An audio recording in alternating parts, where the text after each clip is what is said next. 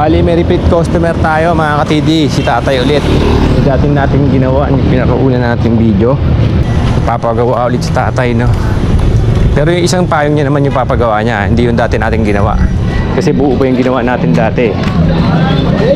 Kasi parang balik ka dito pagkalagay, di ba? Tabingi. Tabingi siya. Ay, oo. Parang maganda yung pagkaano Hindi yun. nakasentro. Pinakasentro. Sige, tayo. Ayusin ko yan. Ito yung una natin ginawa mga TD. Diba? Buo pa rin. Maganda. Kaya nga eh. Ako gumawa yan tayo. Sarap dating gawin mga TD. Doon tayo ulit sa dati natin pwesto.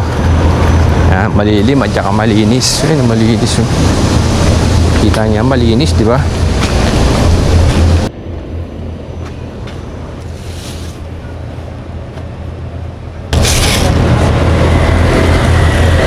Bali, ito nga pala kakabit natin kulay sa payong ni tatay. Dahil wala pa tayong mga dark color mga ka-TD. Makita nyo naman. Kulay pink. Simulan na ulit natin magkalas. Dito sarap gumawa lagi ng payong dito mga ka-TD. Kita nyo, no? Napakalinis dito, di ba? Ang ganda ng panahon dito ngayon mga ka-TD.